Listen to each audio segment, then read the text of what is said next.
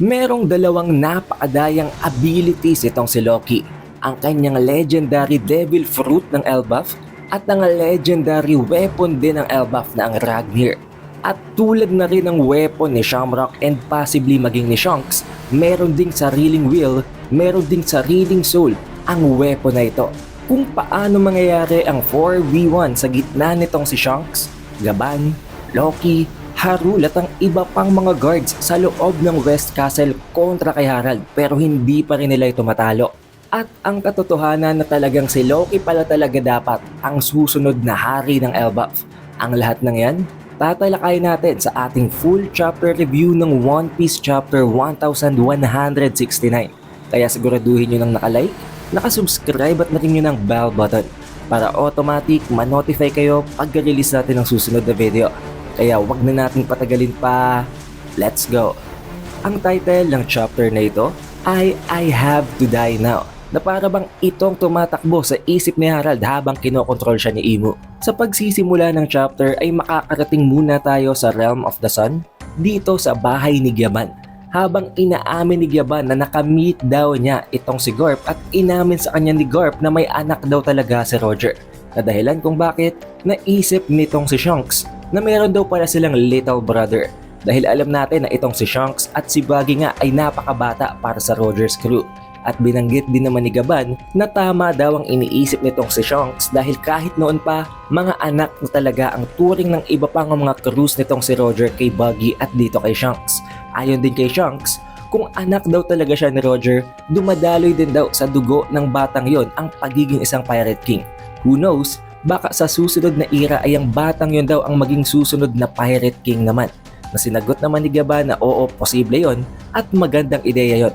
However, hindi daw na ipapasa ang titulong yon hereditarily, meaning hindi yun pwedeng ipamana at maa-acquire lamang yon under certain conditions. Kaya naman ang naging response dito ni Shanks ay mas exciting daw yon sa ganung way.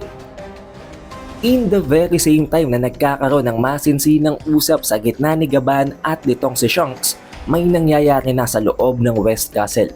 At paparating na din dito guys, si Loki at si Harul. Papasok na sila sa loob ng kastilyo.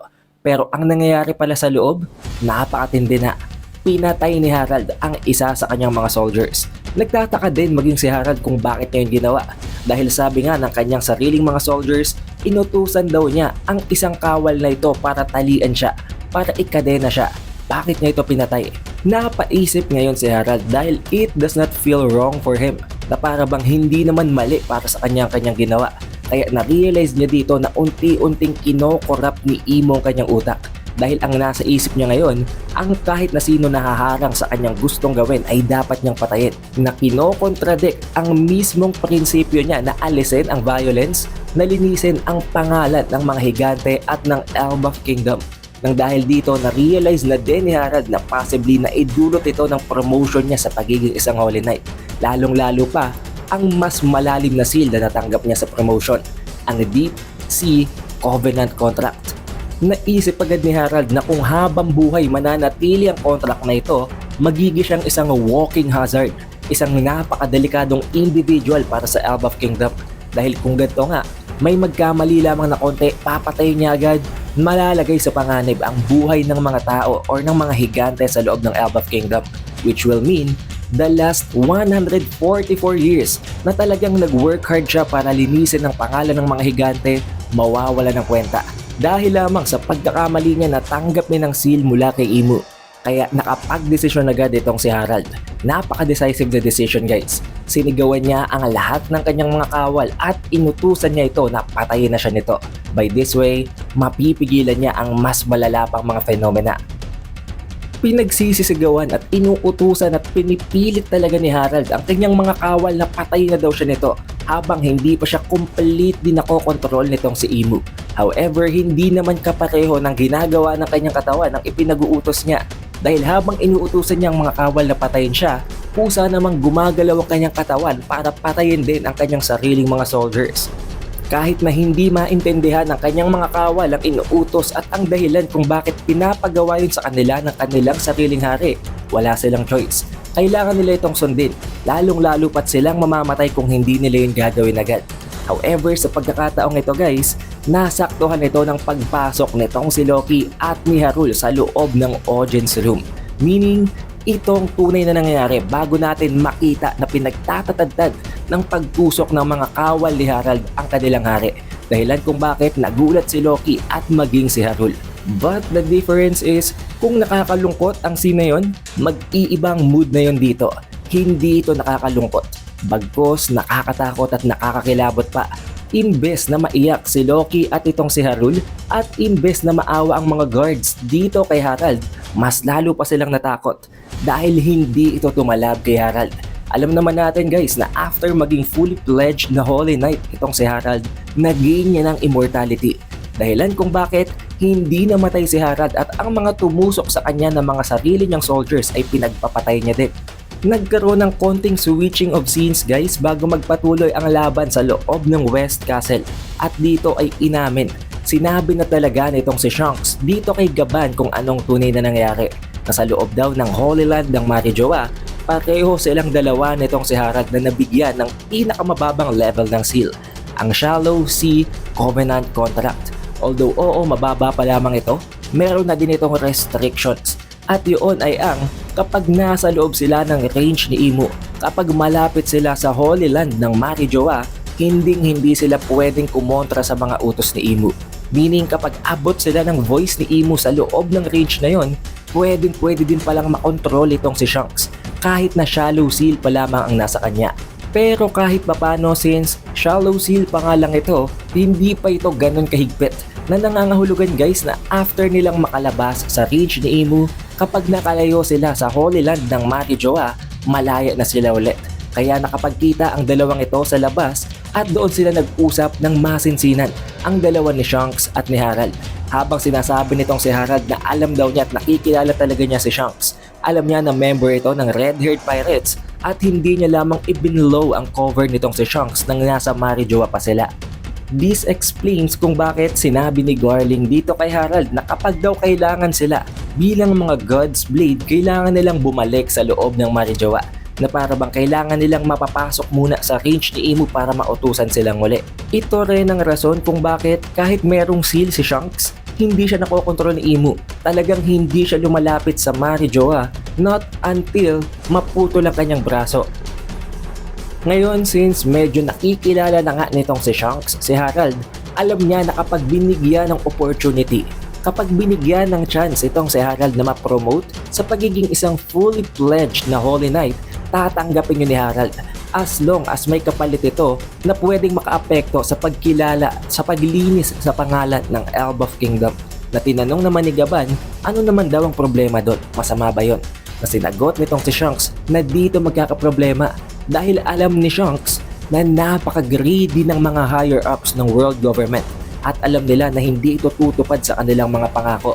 At ang malala pa dyan, mas matindi daw ang restrictions na meron sa mas mataas na levels ng seal, especially pagdating sa susunod nilang level or rank na ang pagiging isang Holy Knight. Dahil dito marireceive nga nila ang kanilang Deep Sea Covenant Contract. Oo, may additional buff na napakalakas at napakadaya din tulad na lamang ng pag-gain nila ng immortality, ng ability nila para mag-teleport guys. Confirmed dito lang yan sa chapter na to na pwede silang gumamit ng Abyss Pentagram para mag-travel lang na napakabilis tulad ng ginawa nila sa pagpunta sa Elbaf, tulad ng ginagawa ng mga Elders. Pero nabanggit din dito ni Shanks na kaakibat naman nun, wala ng effective range. Meaning, hanggat nasa iyo ang seal, maaabot ka ng voice ni Imu. Unlike ng Shallow Sea Covenant Contract nila na pwede silang tumakas, pwede silang lumayo para hindi sila makontrol ni Imu. Kapag naging Holy Knight na daw ang isang God's Steel or ang isang God's Blade at na-promote, maging ang kanilang contract sa pagiging isang Deep Sea Contract, hindi na sila makakatakas. Kahit nasa ang parte pa sila ng mundo, maririnig nila ang voice ni Imu, which will mean complete obedience nga. Kahit saan sila makarating, pwede silang kontrolin ni Imu kahit ayaw pa nila. At iwawarn sana nitong si Shanks, itong si Harald na wag i-accept ang promotion na yon para na rin sa kaligtasan niya. However, it seems very late na para sa bagay na yon. Dahil sa pagkakataong ito, nakaramdam sila ng overwhelming na presence ng Haki mula sa West Castle. Na dahilan kung bakit agad silang rumisponde dito. Dito na guys na-reveal na sa loob pala ng West Castle ay nagkakaroon na ng clash sa gitna ng dalawang napakalakas na higante, mga ancient giant warrior bloods. At yun ay ang mag-ama na si Loki at itong si Harald. Yun ang nakapag-create ng napakatinding amount ng haki na yon. Na napakagaling guys dahil kahit na wala pang na-acquire na abilities itong si Loki, kayang-kaya niya na palang tapatan ang lakas at ang raw strength ng kanyang tatay. Habang nagpapalitan ng atake ang dalawang ito ay tinatanong nitong si Loki kung anong problema, anong nangyayari. Unang-una sa lahat, after daw niyang pagtatagtade ng sugat ng kanyang sariling mga kawal, bakit nakakagalaw pa ito? Bakit nakakahinga pa itong si King Harald at bakit nagre-regenerate ang kanyang mga sugat? Pangalawa, bakit daw pinapatay ni Harald ang kanyang sariling mga kawal at maging siya na anak nito? Dito na din napilitan na bumunot ng sword itong si Harald dahil alam niya na para bang may mali sa mga nangyayari. Habang pinapakalma at pinapatigil itong si Harald dahil para bang wala daw ito sa kanyang sarili. Then dito guys ay nagsimula na ngang mag-report ang ibang mga nakasurvive na mga kawal or mga soldiers ni King Harald. Ipinatawag nila ang lahat ng mga soldiers na nasa loob ng West Castle at rumisponde daw sa loob ng throne room dahil may napakatinding aksidente na nangyayari doon. Ang iniisip ng mga kawal, baka si Loki na naman daw ang may kasalanan dahil alam naman nila na maayos naman si King Harald at si Loki lang naman at si Harald ang pumasok sa West Castle. Sa pagtutulungan nitong si Harald at nitong si Loki ay kahit papano na ipin down nila itong si King Harald. Habang nililinaw at tinatanong ito anong nangyayari, i-explain daw nitong si King Harald ng sitwasyon na sinagot naman nitong si Harald na hindi daw niya alam. Hindi din niya naiintindihan kung bakit ginagawa niya ito. What he knows is unforgivable daw ang kanyang ginawa. Hindi mapapatawad ang pagpatay niya sa kanyang sariling mga kawal. Dito na nagsimulang magtaka itong si Harald. Kaya mas inayos pa ni Harald ang kanyang explanation na unti-unti, dahan-dahan, habang tumatagal daw ay nawawala ang kanyang sanity. Hindi na niya makontrol ang kanyang sarili at iba-iba nang tumatakbo sa kanyang isip. Maging si Loki, kinabahan ng sabihin ni Harald ang mga bagay na ito. Ang isa sa mga paraan na naisip ni Harald para mag-atone sa nagawa niyang kasalanan na ito ay ang sabihin daw ni Loki at ni Harald sa buong Elbaf Kingdom kung anong tunay na nangyari, na nawala sa katinoan ng kanilang king, na pinatay nito ang kanyang sariling mga kawal, na nauto, na trick siya ng world government at binabalak ng world government na i-enslave ang lahat ng mga giants sa Elbaf. Nilinaw at tinanong din ni Loki kung paano daw nauto itong si King Harald. Nanilinaw agad nitong si Harald na hindi daw talaga binabalak i-honor ng world government ang kanilang nation. Hindi talaga binabalak ng world government na kilalanin ang mga higante bilang mga kapwa nila. Bagkos ang balak pala nila ay gamitin na war power ang mga giants na ito kontra sa iba pang mga nations na balak nilang i-oppress. Kaya naman dito ay agad na agad inutos nitong si King Harald dito kay Elder Harald na itong si Harald daw ang bumantay dito kay Loki. Ipakain daw ni Harald ang legendary devil fruit ng Elbaf kay Loki na nasa treasure room at kunin nila ang lahat ng possible na magpapalakas kay Loki. Si Loki daw ang dapat pumatay dito kay Harald dahil kung wala ang legendary devil fruit na yon, wala siyang ibang alam na possible way para patayin pa siya. Which is very true guys dahil alam naman natin kung gaano kalakas si Harald. On par siya kay Rox. Paano pa ngayon na immortal siya at na-buff pa siya ng seal mula kay Imu, na nangangahulugan lang din na kung ano man ang devil fruit na yon, napaka-upi nun para talunin ang ganitong klase ng halimaw. Dito din ay binanggit nitong si Harald na kailangan daw na si Loki talaga ang pumatay sa kanya para makuha ni Loki ang papuri ng mga mamamayan para kilalanin siya bilang hero na pumatay sa isang tyrant king na tulad niya, para siya ang maging susunod na makrown bilang hari ng Elbaf. Wala na daw siyang pakialam kung paano pa siya maaalala ng Elbaf Kingdom, bilang mabuti, bilang masama, wala na siyang pakialam doon kahit siya talagang nagpursige na linisin ang pangalan ng mga higante. Ang importante lang dito ay ang maipreserve niya ang lahat ng ginawa niya para sa Elbaf, na alam naman natin na napakadali lang sabihin, pero para dito kay Loki na kamamatay lang ng kanyang nanay, papatayin niya ba ang kanyang tatay, na hindi din niya agad inagrihan. Pero dito na nawala ng malay si King Harald at sinabi niyang pinakahuling mensahe kay Loki na si Loki na daw ang bahala sa lahat, habang unti-unti nawala na ito ng consciousness. Ngayon guys, I think tama nga ang theory natin na talagang si Loki talaga ang binigyan ng titulo bilang ang susunod na hari. Sadyang hindi niya lang ito tinanggap At mas ginusto niya na i-preserve at i-honor ang pangalan ng tatay niya na si Harald kaysa ang tanggapin ng titulo bilang bagong hari ng Elbaf Kingdom. Kung gusto nyo panoorin ang video na yon, nandyan lang yan sa previous video sa ating One Piece chapter review playlist. However, sa parteng ito, dito na magsisimulang magbagong takbo ng utak ni Harald dahil unti-unti na siyang makokonsume ni Imu. Matapos mawala ng malay itong si Harald, nagising itong muli pero nagsimula na itong magwala. Pinagpapapatay niya na ang lahat ng mga kawal na humaharang sa kanyang dadaanan. Dahil dito may isa sa mga kawal na tinusok at tinangka din siyang patayin habang sinasabi na hindi daw ito ang King Harald na kilala nila. Pero ang nangyari, binunot lamang ni Harald ang spear na yon na tumusok sa kanyang leeg habang sinasagot ang kawal na ito na tama daw siya, hindi na daw siya si King Harald. Bagkus, isa na lamang siyang vessel para kay Imu. Habang pinagpapatuloy ang pagpatay sa kanyang sariling mga soldiers, hindi niya ito kinakaawaan, pinapatay talaga niya ito. Dito din ay binanggit niya at kinonfirm niya pa na sinisigurado daw niya na ide-deliver niya ang buong nation na ito, ang buong country na ito para sa Great One, para kay Imu. Dahil doon, inutusan na nitong si Harald si Loki na bilisan na daw nito. Pumunta siya sa loob ng treasure room, kainin niya ang devil fruit. Wala na silang choice. Kailangan nilang sundin yon dahil yun ang natatanging way para patayin si Harald sa ganitong state. Na dahilan kung bakit nagtataka itong si Loki at ayaw pa niya. Nag-hesitate pa siya at first dahil alam niya na mawawala ang kanyang ability na lumangoy sa dagat kapag ginawa niya yon. At unang-una sa lahat, hindi din niya ine-expect na sa kanya maibibigay ang legendary devil fruit. Habang unti-unti na hinahabol naman itong si Harald si Loki at sinasabi na hindi daw niya hayaan na makain yun ni Loki dahil siya ang kakain nun.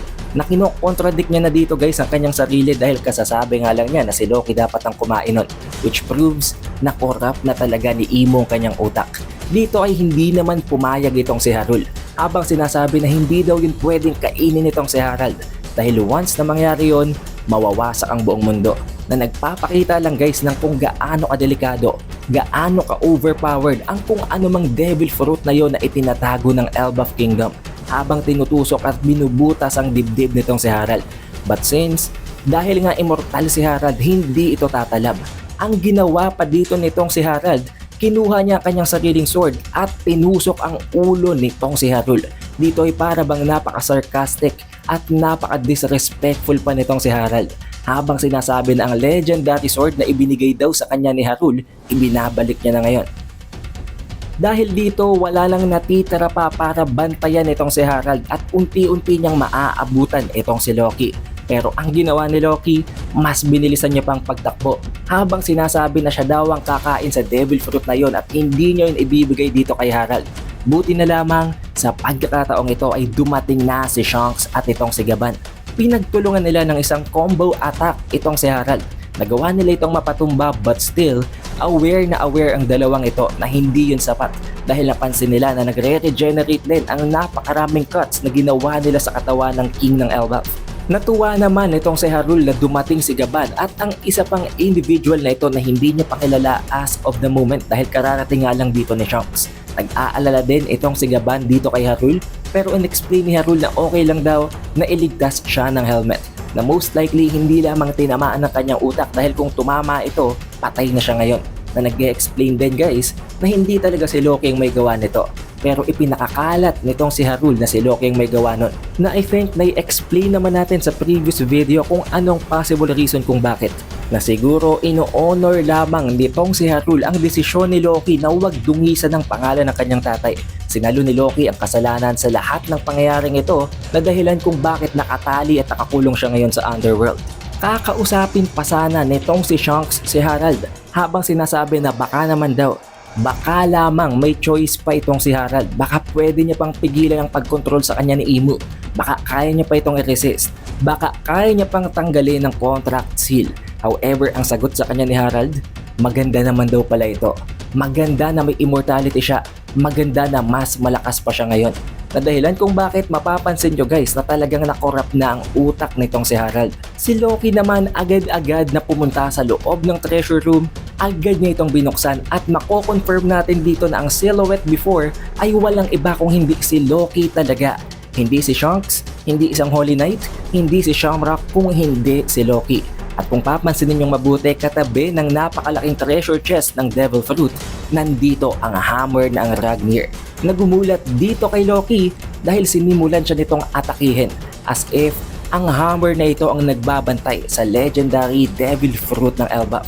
At oo nga pala guys, nakalimutan kong banggitin kanina, habang sinasabi ni Harald na siya ang kakain sa Devil Fruit ng Elbaf, binabanggit din niya na siya ang kukuha sa Ragnir, which means napaka-significant ng weapon na ito na nangangahulugan lang din guys na since nakuha nitong si Loki ang Ragnir sa present timeline, ibig sabihin nakain din niyang legendary Devil Fruit at siya din ang tumalo kay Harald, na nangangahulugan lang din na mayroong dalawang napaka-OP na weapon sa arsenal nitong si Loki, ang legendary Devil Fruit ng Elbaf at ang legendary weapon din nila na ang Ragnir. However, this is where the chapter ends at tatalakay natin ang mas deeper pa na analysis na ito sa susunod na video natin bago natin i-release ang chapter 1170 spoilers. Kaya para ma-notify kayo at hindi kayo mahuhuli sa bawat uploads natin para sa One Piece, siguraduhin nyo lang na naka-like, naka-subscribe at na-ring nyo ng bell button. Also, we have an official Facebook page and official TikTok account. Kaya mag-like at mag-follow na rin kayo sa ibang platforms na yun. It is The Updated Weeb and I will see you guys on the next one.